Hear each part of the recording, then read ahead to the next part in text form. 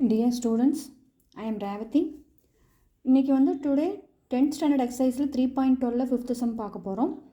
A pole has to be erected at a point on the boundary of a circular ground. அப்போது ஒரு circular கிரவுண்டில் ஒரு point வந்து erect ஆகிருக்கு. இப்போ இங்கே அந்த பாயிண்ட் இருக்குது அப்படின்னு நம்ம எடுத்துக்கிட்டோம்னா அது ஏன்னு நம்ம நேம் கொடுக்க போகிறோம். அப்போது ground of the diameter 20 metre in such a way that. அப்போது டயாமீட்டர்னால் எந்த இடத்துல வரும்? நம்மளுக்கு மிடில் வரும்.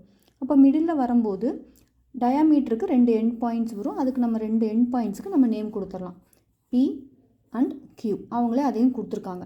ஸோ அந்த டிஸ்டன்ஸ் வந்து எவ்வளோ இருக்குது? 20 மீட்டர் இருக்குது அப்படின்னு சொல்லியிருக்காங்க. அப்போ சென்டர்லேருந்து O அப்படின்னு எடுத்துக்கிட்டோம்னா இதுலேருந்து இதுக்குள்ள டிஸ்டன்ஸ் 10ஆகவும் இதுக்குள்ள டிஸ்டன்ஸ் 10 மீட்டராகவும் இருக்கும்.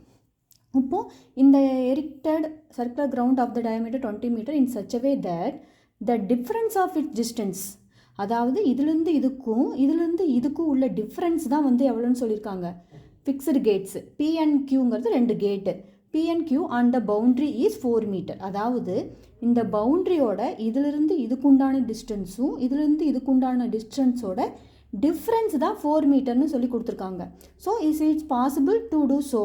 இப்படி ஒரு சம் வந்து பாசிபிளாக இருந்துச்சு அப்படின்னா, if answer is yes, at what distance from the 2 gate should be the pole be erected. அப்போது இந்த போல்லிருந்து இந்த கேட்டோட டிஸ்டன்ஸும் இந்த போல்லிருந்து இந்த கேட்டோட டிஸ்டன்ஸும் நம்ம ஃபைண்ட் அவுட் பண்ணணும். அப்போ அதை எப்படி நம்ம ஃபைண்ட் அவுட் பண்ணுறது அப்படிங்கிறது தான் இந்த சம்மில் நம்ம பார்க்க போகிறோம். ஸோ ஃபஸ்ட்டு இது ரெண்டையும் நம்ம ஜாயின் பண்ணோம் அப்படின்னா நம்மளுக்கு ஒரு ட்ரையாங்கிள் கிடைக்கும்.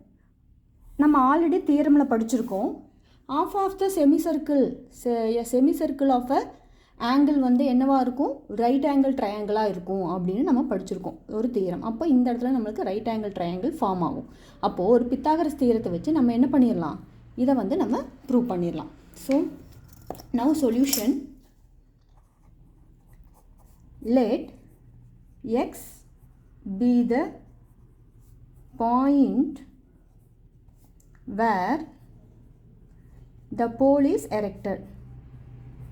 The pole is erected. அதாவது கேட்லேருந்து அந்த பாயிண்ட் போல் வந்து எரெக்ட் ஆகக்கூடிய டிஸ்டன்ஸ் வந்து நம்ம என்னென்னு எடுத்துக்கிறோம்? எக்ஸ் அப்படின்னு எடுத்துக்கிறோம். P and Q are 2 points. P and Q are 2 points. அதாவது diameter PQ equal to 20 meter the given. Then PO and OQ equal to 10 meter. Clear? So இது ஃபுல்லாக 20 மீட்டர் இருந்துச்சுன்னா ஆஃப் ஆஃப் த ரேடியஸ் வந்து 10 metre இருக்கும். Then in question they given difference between PA and AQ equal to 4 metre. அப்போது difference பிட்வீனுங்கும்போது PA minus QA equal to 4 metre. நம்ம PAவை நம்ம என்னென்னு எடுத்திருக்கோம் அப்படின்னா எக்ஸ் அப்படின்னு எடுத்திருக்கோம். ஏன்னா PAவோட டிஸ்டன்ஸை நம்ம எக்ஸ்ன்னு எடுத்திருக்கோம். அதை கொண்டு போய் இங்கே சப்ஸ்டியூட் பண்ணும்போது x minus QA equal to 4 அப்படின்னா QA equal to x minus 4 meter அப்படின்னு நம்மளுக்கு கிடைக்கும். ஓகேவா? கிளியர்? இப்போது இந்த டிஸ்டன்ஸு எக்ஸ்ன்னு தெரியும். இந்த QAவோட டிஸ்டன்ஸை நம்ம x மைனஸ் ஏன்னு கண்டுபிடிச்சாச்சு. பை பித்தாகரஸ் தியரம் யூஸ் பண்ணி நம்ம என்ன கண்டுபிடிச்சிடலாம்? அந்த எக்ஸ் வேல்யூயை கண்டுபிடிச்சோம் அப்படின்னா இந்த 2 கேட்டுக்கு உண்டான டிஸ்டன்ஸை நம்ம ஃபைண்ட் அவுட் பண்ணிடலாம். So now in triangle PAQ is a right triangle. அது எதை வச்சு நம்ம சொல்கிறோம்? அது is one of the theorem. Triangle as angle A equal to 90 degree because the angle in a semicircle is always a right angle அப்படிங்கிறது one of the theorem. So அந்த theorem படி நம்ம இதை ஒரு ரைட் ஆங்கிளாக எடுத்தோம் அப்படின்னா ரைட் ஆங்கிளாக இருந்தால் மட்டும்தான் நம்ம பித்தாகரஸ் தியரம் யூஸ் பண்ண முடியும். ஸோ பித்தாகரஸ் தியரம் படி என்ன எழுதிக்கலாம்? இதுதான் ஹைப்போடெனியஸ்ன்னு எடுத்துக்கும். another 2 சைட்ஸை ஆப்போசிட்ஸ் அண்ட் அட்ஜசன்ட் எடுக்கும்போது நம்ம how to right the Pythagoras theorem? PA square plus AQ square equal to PQ square அப்படின்னு எழுதுவோம் பித்தாகரஸ் ஃபார்முலா. அதில் x square plus x minus 4a the whole square, sorry, x minus 4 whole square equal to 20 square.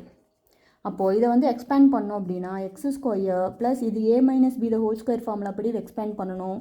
So x square minus 8x 4 square வந்து 16 equal to 20 square 400.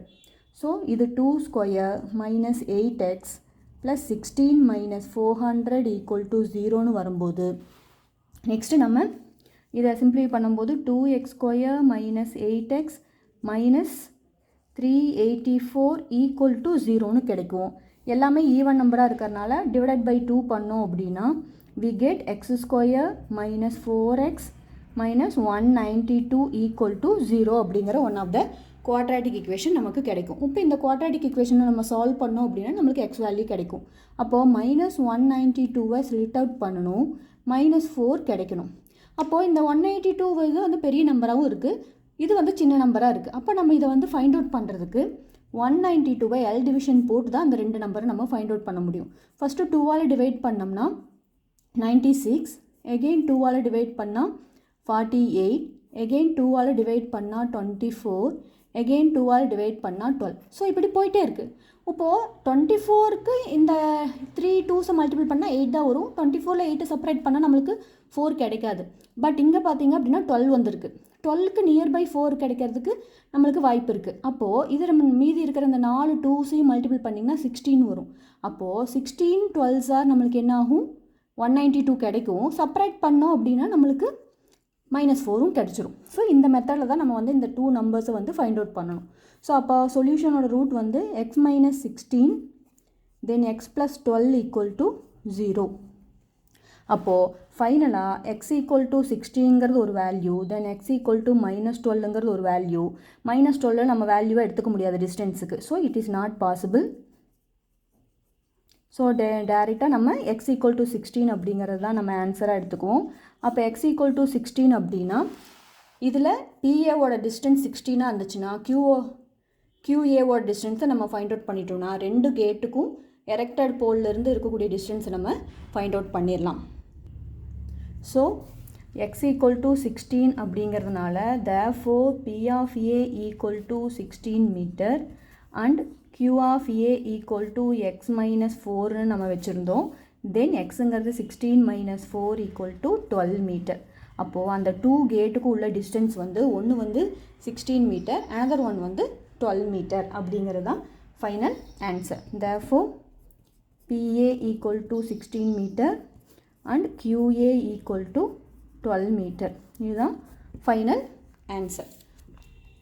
இப்போ நான் எடுக்கிற problems எல்லாம் உங்களுக்கு ஈஸியாக புரிகிற மாதிரி இருந்துச்சு அப்படின்னா உங்கள் ஃப்ரெண்ட்ஸுக்கும் ஷேர் பண்ணுங்கள், சப்ஸ்கிரைப் பண்ணுங்கள். அவங்களும் அதை வந்து இந்த ப்ராப்ளம்ஸ் வந்து யூஸ் பண்ணிவிட்டு கம்மிங் எக்ஸாமில் வந்து நல்ல மார்க் எடுக்கட்டும். சப்போஸ் வேறு ஏதாவது சாப்டர்ஸ்லையோ இல்லை எக்ஸசைஸ்லையோ உங்களுக்கு ஏதாவது சம்ஸ் டவுட் இருந்தாலும் அதை நீங்கள் வந்து கமெண்டில் கொடுத்தீங்க அப்படின்னா அந்த வீடியோஸும் நான் உங்களுக்கு ஃபர்தராக வந்து அப்லோட் பண்ணுறேன். தேங்க்யூ.